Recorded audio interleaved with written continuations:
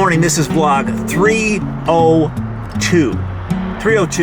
I'm headed north into Oxnard in the Viper, going to the Murphy Automobile Museum. And I'm going up there because there's going to be a very cool Volkswagen show.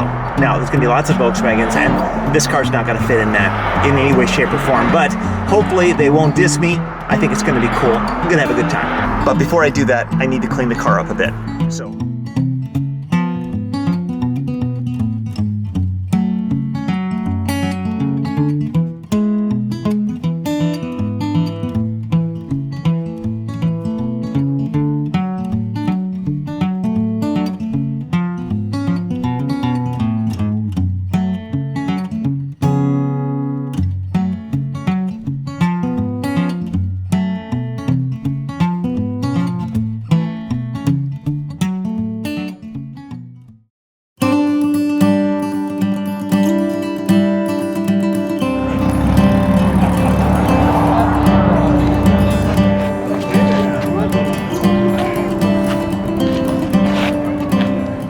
Lots of bugs.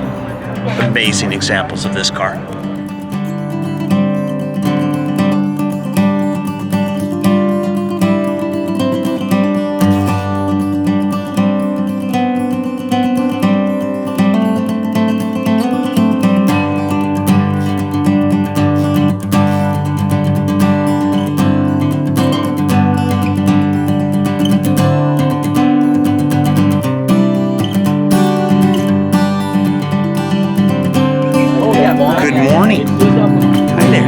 Really small show, but really worth it because these are incredible examples of these cars. Some are rusty and some are fully done up. Incredible.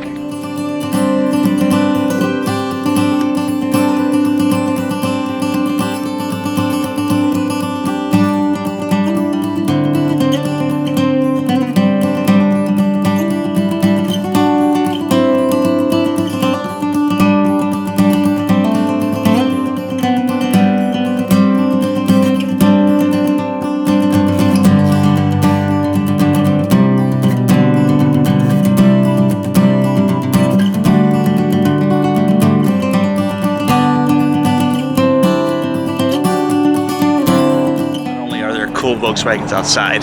The Murphy Auto Museum is on the inside. Let's go see some of that stuff.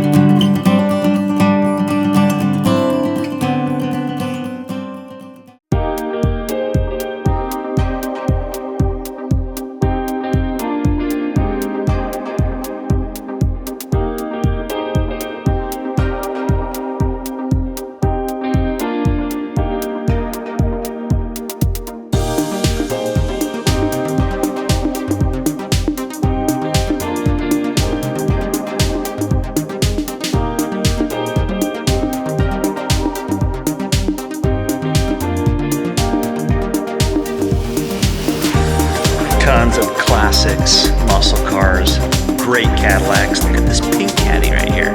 That is awesome. Pink metallic.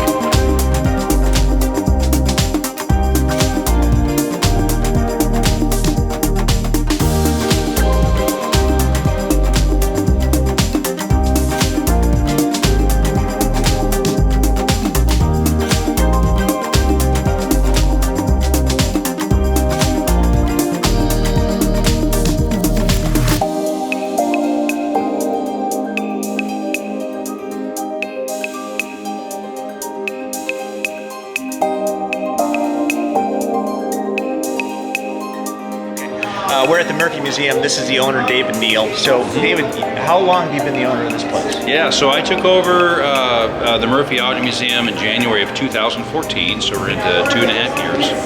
And when I took over, it was about 18,000 square feet. Now we're up to 30,000. Wow. We now have 92 cars on display. We're open every weekend. And we have quarterly exhibits of different car marks. And then to complement that, we have a car show for that specific mark of the exhibit. So that's every quarter. Okay. So we have an outside car show about every quarter. So today we're doing VWs and air-cooled cars. And then in our display hall inside here, we've got air-cooled cars for the whole quarter, which is a Franklin, a couple of Corvairs, a couple of VWs, and some Porsches. Yeah, well, it's giving me some ideas. So yeah. All right. So what do we have behind us? So this is a 1980 Jeep pickup. It's called a J10. It's a half-ton. They were made from 1963 to about 1987. Very rare because they never made a lot of them. So I found this one on Craigslist. It was a North Carolina original owner. 21,000 original miles. Straight six, 4-speed, 4-wheel drive. Of course, they were standard. How many did they make of these? Well, toward the end of the run, only about 1,300 a year. I don't know about 1980. Yeah. But they never were a big mover. It was more the Wagoneers that were a big mover. But this car is very, very rare, so I'm glad to have it. It was in storage for 30 years, and I shipped it out to California from Pennsylvania, got it running, got it stopping because it didn't do either, and it's just an absolute time capsule. The paint is original, it's not real good, I don't care because it has character. Yep. And what I've done to this car is I've accessorized it with all this camping stuff.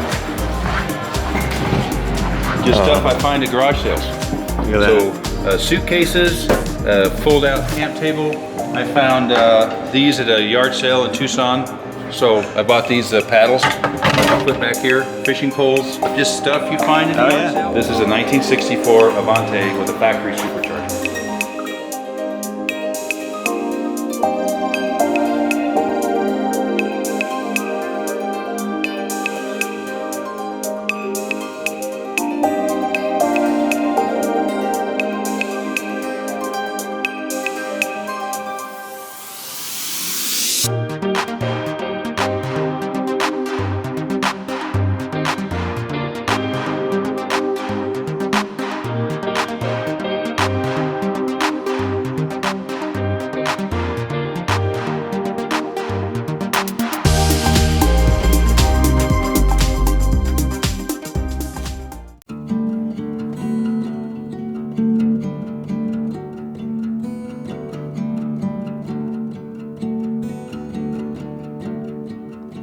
Close all the curtains, stay on the phone. We are the monsters, holding you still. We are the gallows up on the hill.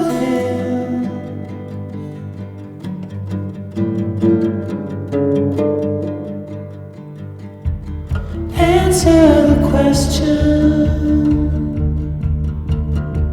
is God on your side? We'll be together, we're the rebel tide. We are the monster, there's no place to hide.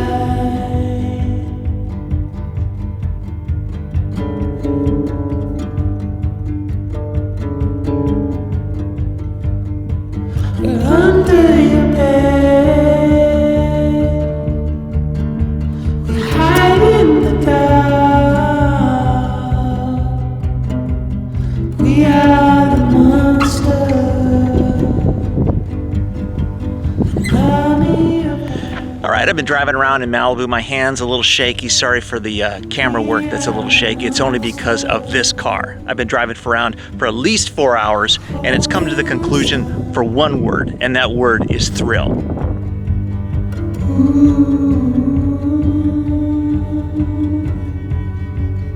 Ooh.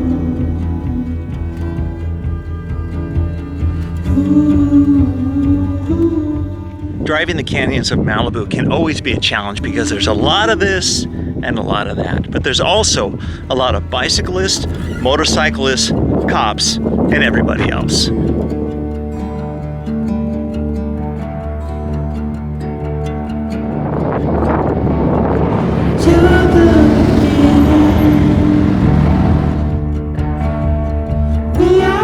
Now, I don't recommend unleashing 650 horsepower on the canyons. I do recommend you go to racing school and learn how to drive something very serious and then come out here and play a little bit. That doesn't mean you act like a complete idiot and drive on the other side of the road and drive 80 miles an hour on these canyons unless you're asking for trouble. And guess what? You're gonna get it.